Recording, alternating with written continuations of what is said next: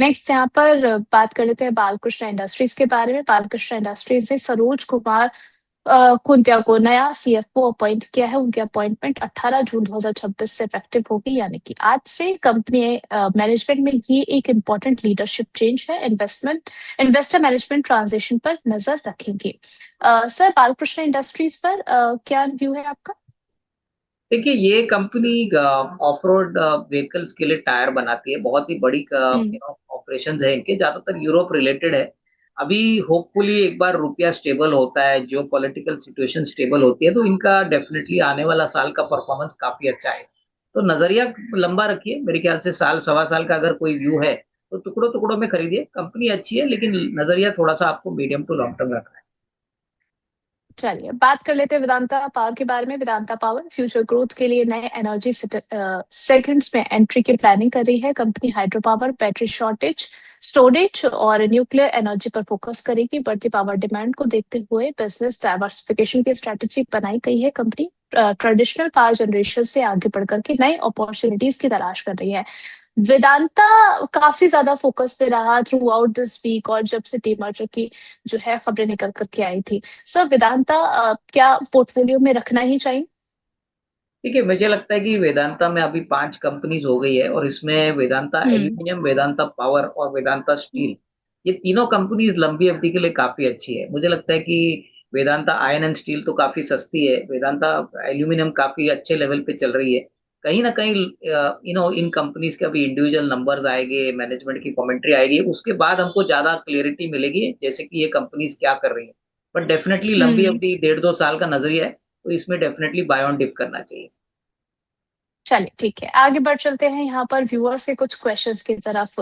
सबसे पहले सिद्धार्थ शर्मा जी का क्वेश्चन आया है सर, स्टार हेल्थ इंश्योरेंस को लेकर के बाइंग प्राइस इनकी 526 की। जानना चाह रहे हैं कि क्या अपनी पोजीशन को यहाँ पर होल्ड करके रखना चाहिए या फिर सेल कर दें? नहीं, देखिए, नजरिया आपका 6-12 मंथ होना चाहिए, उसी के बाद आपको एक अच्छा रिस्क रिवॉर्ड मिलेगा। शॉर्ट टर्म में हो सकता है कि स्टॉक एक छोटे दायरे में चले, बट डेफिनेटली अगर 12-15 महीने का टाइम फ्रेम है तो यहाँ पे पोजीशन होल्ड करें। चलिए ठीक है, नेक्स्ट सर यहाँ पर शॉर्ट टर्म व्यू है इनका रिको ऑटो को लेकर के। हमारे एक और व्यूअर है, इनका सवाल आया है रिको ऑटो पर 142 पर कामकाज करता हुआ नजर आ रहा है। अगर शॉर्ट टर्म परस्पेक्टिव है सर, तो यहाँ पर क्या टारगेट्स देख रहे हैं? ठीक है, मेरे ख्याल से Q1 के नंबर आएंगे, उसके बाद ही स्टॉक में आपको एक छोटा उछाल देखने को मिलेगा, क्योंकि ये कंपनी कास्टिंग फोर्जिंग्स बनाती है ऑटो सेक्टर के लिए। और मुझे लगता है कि नंबर्स आने के बाद भी इसमें कोई हलचल होगा। तो नजरिया अगर हम्म। आपका 1.5-2 महीना भी है तो आपको जून क्वार्टर के लिए इंतजार करें। मेरे ख्याल से यहाँ से एक 10-15% का मूव, अगर नंबर्स बहुत ही अच्छे आते हैं तो आपको दस बारह हम्म। परसेंट का मूव मिल सकता है। चलिए ठीक है, नेक्स्ट यहाँ पर सर इनका क्वेश्चन इंडियन बैंक को लेकर के भी था। कल के भी सेशन में हमने देखा इंडियन बैंक में कुछ मूव आता हुआ नजर आया। अभी भी अगर हम देखें तो 881 के लेवल पर ट्रेड हो रहा है। आधे परसेंट से ज्यादा की तेजी है। क्या शॉर्ट टर्म परस्पेक्टिव इसको लेकर के रखा जा सकता है? हाँ बिल्कुल, अगर आपका नजरिया मेरे ख्याल से महीना भर भी है तो जून क्वार्टर का इंतजार करिए, क्योंकि विदाउट ट्रिगर स्टॉक चलने वाला नहीं है। देखिए, अभी तो मेरे ख्याल से जियोपॉलिटिकल सिचुएशन अच्छा हो रहा है। बैंक्स पे हम्म। इंटरेस्ट इसलिए आ रहा है क्योंकि एसेट क्वालिटी जो पहले खबर थी कि खराब हो जाएगी, अभी लोगों का हम्म। मानना है कि Q2 से इंप्रूव हो जाएगी। तो कहीं ना कहीं थोड़ा सा एक महीना 1.5 महीने का टाइम फ्रेम रखिए और यहाँ पे निवेशित रहिए। ठीक है सर, डेटा पैटर्न भी हम देख रहे हैं कि लास्ट 5 डेज में हम देखें अच्छा खासा मूव इसमें भी आता हुआ नजर आया है। 11.67% की अपसाइड दिखा चुका है पिछले एक हफ्ते में। आगे के लिए क्या टारगेट्स आप देख रहे हैं 6 महीने तक के अगर नजरिया रखे तो? नहीं, मेरे ख्याल से देखिए, ये स्टॉक में पोटेंशियल तो बहुत अच्छा है, लेकिन काफी सस्ता स्टॉक नहीं है। और हफ्ते भर में 10-11% बढ़ा है, तो मेरा तो मानना है कि अभी इस लेवल पे फ्रेश बाइंग करना नहीं चाहिए। थोड़ा सा स्टॉक को हम्म। सेटल होने दीजिए, उसके बाद रिस्क रिवॉर्ड अच्छा बनेगा। ओके, नेक्स्ट यहाँ पर सवाल आया है सर पीपीएल फार्मा को लेकर के 163 पर कामकाज कर रहा है। इसमें क्या स्ट्रैटेजी होनी चाहिए सर पीपीएल फार्मा? देखिए, ये सीडीएमओ स्पेस में काफी सिग्निफिकेंट प्लेयर है। नजरिया 12-15 महीने का अगर कोई रखता है तो मैं समझता हूँ कि 190-210 तक भी पहुंच सकता है। अच्छी कंपनी है, मैनेजमेंट भी अच्छा है, लेकिन टाइम फ्रेम आपको मिनिमम 12 से 15 महीना रखना है। ठीक है सर, नेक्स्ट क्वेश्चन यहाँ पर आया है ग्रो को लेकर के। अ, क्या व्यू रहेगा सर? विपुल शर्मा जी का क्वेश्चन है कि grow is ready to breakout, ready for breakout. आपका व्यू क्या है सर?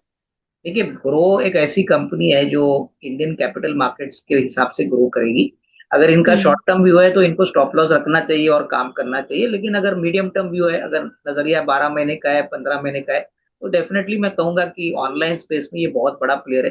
कैपिटल मार्केट्स में अगर सुधार आता है तो उसका असर डेफिनेटली इनको बेनिफिट होगा। तो पोर्टफोलियो स्टॉक है, लेकिन लंबी अवधि के लिए, शॉर्ट टर्म के लिए तो इनको अपना स्टॉप लॉस मेंटेन करके काम करना है। चलिए ठीक है, नेक्स्ट यहाँ पे सिद्धार्थ जी का एक और क्वेश्चन आया सर एलआईसी को लेकर के, इसमें क्या किया जाए? 399 की बाइंग प्राइस है, होल्ड करना चाहिए इन्हें अपनी पोजीशन को? ठीक है, एलआईसी में मुझे लगता है कि आपको 1.5-2 साल का नजरिया लेके ही काम करना है, क्योंकि पब्लिक इशू के बाद से आप देखोगे तो अभी तो हम्म। बोनस अनाउंस किया है, बट तब से स्टॉक ने एक अंडर परफॉर्मर का ही काम किया है। और मुझे लगता है कि कहीं ना कहीं अगर 1.5-2 साल का टाइम फ्रेम है तो ही इसमें बड़ा पैसा बनेगा। ठीक है सर, कल हम बात कर रहे थे एनएससी की आईपीओ का जो डीआरएच फाइल हो रहा है उसको लेकर के, आपकी क्या एक्सपेक्टेशन है इसको लेकर के कि आगे आने वाले समय में, क्योंकि हम जब से पिछले 6 महीने का अगर हम वो पूरा डेटा निकाल करके देखते हैं, आईपीओ बहुत ज्यादा अट्रैक्टिव नहीं देखने को मिले हैं बाजार पे। अब मोस्ट अवेटिंग आईपीओ भी है। क्या रणनीति होनी चाहिए, आपका क्या कुछ नजरिया है इसको लेकर के? देखिए, ये पूरा जो आईपीओ है एनएससी का, वो बेसिकली ऑफर फॉर सेल है। तो इसका हम्म। मतलब है कि कंपनी को कुछ पैसा मिलेगा नहीं, जो एग्जिस्टिंग शेयर होल्डर है जैसे एसबीआई सबसे हम्म। ज्यादा शेयर बेच रहा है। तो मैं हम्म। समझता हूँ कि देखिए, ये इशू काफी समय से लोग इंतजार कर रहे थे, लेकिन ये स्टॉक मुझे लगता है कि ये कंपाउंडर स्टॉक होगा। कंपाउंडर स्टॉक का मतलब है कि आपको साल भर में 14-15% रिटर्न ही एक्सपेक्ट करनी चाहिए, क्योंकि जिस हिसाब से अभी वैल्यूएशन मांग रहे हैं, मेरे ख्याल से 30,000 करोड़ का ऑफरिंग है और 14.9 करोड़ शेयर्स मार्केट में ये ऑफर कर रहे हैं, तो करीबन 2,000 रुपये का प्राइस रफली मोटा मोटी आएगा। तो मुझे लगता है कि यहाँ से अगर आपको 14-15% मिलता है तो आपको एक अच्छा रिस्क रिवॉर्ड समझना चाहिए। आईपीओ में मैं समझता हूँ कि इमीडिएटली कोई लिस्टिंग गेन आए ऐसा तो लगता नहीं। ओके, लॉन्ग टर्म परस्पेक्टिव है उस अकॉर्डिंग? नहीं, लॉन्ग टर्म पर्सपेक्टिव तो देखिए, मैं कहूंगा कि पहले तो नंबर्स सारे देखेंगे, क्योंकि अभी तक तो हम्म। कंपनी पब्लिक इशू वाली नहीं थी। बट जैसे जैसे क्वार्टरली परफॉर्मेंस आएगा, स्टॉक में रेटिंग आएगा, और ये इंडिया का सबसे बड़ा एक्सचेंज है, जिस प्रकार से बीएससी का प्राइस भागा है, हमको लगता है कि यहाँ पे भी तेजी आएगी, बट आपको नंबर्स देखने के बाद ही एक फ्रेश इवैल्यूएशन करना पड़ेगा, क्योंकि अभी तक तो ये लिस्टेड एंटिटी है नहीं। चलिए ठीक है, आगे बढ़ चलते हैं एक और सवाल की तरफ। केन्स टेक को लेकर के सवाल आया है सर, क्या इसमें फ्रेश एंट्री कर सकते हैं? देखिए, जिस प्रकार से Q4 के नंबर आ गए हैं और ईएमएस स्पेस में अभी जिस प्रकार से बिकवाली हुई है, मुझे लगता है कि एक हम्म। दो क्वार्टर से इंतजार करना चाहिए, क्योंकि अभी भी वैल्यूएशन सस्ते नहीं है। और कॉर्पोरेट गवर्नेंस की भी इश्यूज बीच में आए थे, अभी तो उसको थोड़ा मैनेजमेंट ने सॉर्ट आउट किया है। तो कहीं ना कहीं इस लेवल पे मुझे लगता है कि स्टॉक ऑलरेडी काफी ऊपरी लेवल से टूटा है। जब तक अच्छे नंबर्स आते नहीं है, कम से कम एक दो क्वार्टर्स के लिए, मार्केट को कॉन्फिडेंस इमीडिएटली आएगा नहीं। तो जिनके पास है वो हम्म। होल्ड करे, बट फ्रेश खरीदारी ना करे। ठीक है, नई खरीदारी नहीं करनी। आगे बढ़ चलते हैं अगले सवाल की तरफ। बेलराइज इंडस्ट्रीज को लेकर के क्वेश्चन आया है सर, इन्होंने खरीदारी की है 242 पर, बेलराइज इंडस्ट्रीज में 238 पर चल रहा है। क्या नजरिया होना चाहिए आगे को, आगे लेकर क्या बने रहे हैं इस काउंटर में? नहीं, बिल्कुल, देखिए, ये कंपनी बहुत ही तेजी से ग्रो कर रही है, टू व्हीलर स्पेस को केटर करती है, और अभी तो डिफेंस में भी इन्होंने मेरे ख्याल से बिजनेस शुरू किया है। तो नजरिया कम से कम हम्म। साल 1.5 साल का रखेंगे तो मैं कहूंगा कि इस लेवल से भी जिन्होंने उन्होंने बाय किया है तो अच्छी खासी ग्रोथ होगी। बट टाइम फ्रेम थोड़ा लंबा रखिए, क्योंकि स्टॉक 90 रुपए में आया था आईपीओ के टाइम पे, अभी 248, 230-35 है।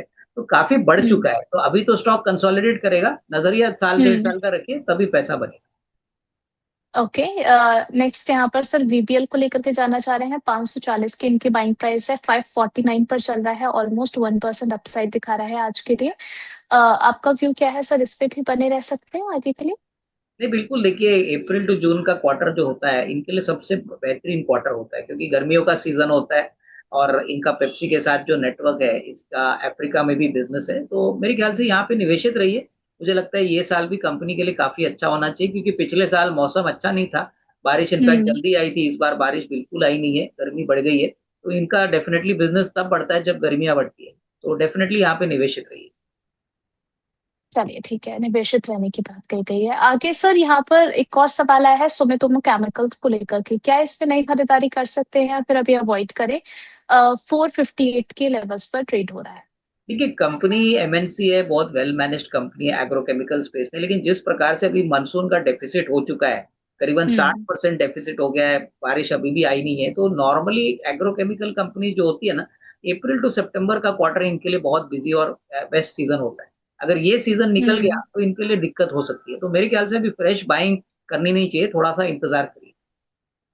थोड़ा सा इंतजार करने की सलाह दी थी है।